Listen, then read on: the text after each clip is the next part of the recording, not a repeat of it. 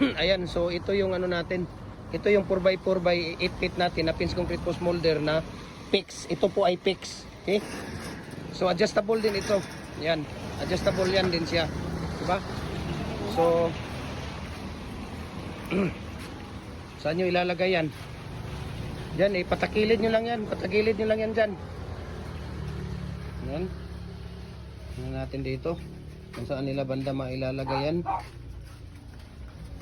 Yan, dyan. Okay. So, meron tayo dito. Kunin pa natin yung iba dito.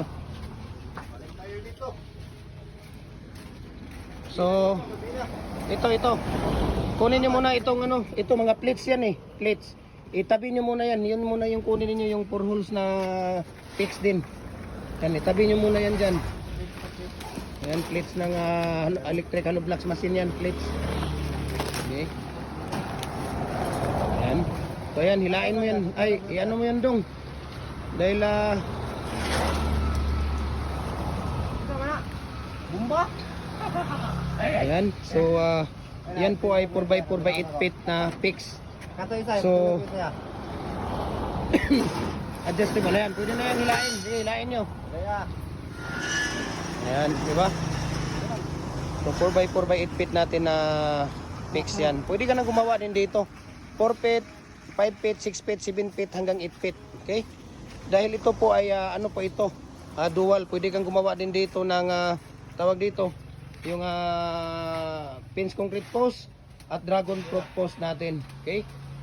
Dual ito. So maraming paggagamitan dito yung ating ano, mga molder. Kaya tingnan mo. Di ba? Napakaganda oh. Di ba? So tingnan natin dito nga. Ayan oh. Oh, kitang-kita nyo naman sa mga mata siguro yan, di ba? Ayan oh. Oh. Daw saglit lang ha, mayroon akong ano diyan. Okay? So ito yung mga ginagamit natin eh. Yan yung mga ginagamit natin na ano. Dong, patayin mo muna yung ano doon, yung radyo dong. Tapos isaksak mo yung dito sa labas baka maiwan. So ngayon, kuya, kuha ka ng gunting doon. Buksan mo yan yung karton. Yung karton, buksan mo yan.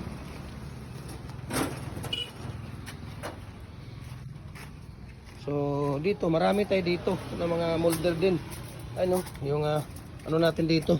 Ayan, mga decorative natin dyan. Ayan, kung makikita mo.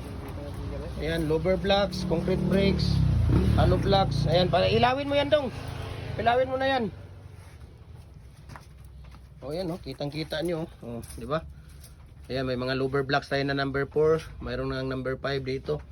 So, message nyo ako, share ko sa inyo ang price at shipping details. Luzon, Visayas, Mindanao. Door to door po, walang problema. Okay, maraming salamat and God bless.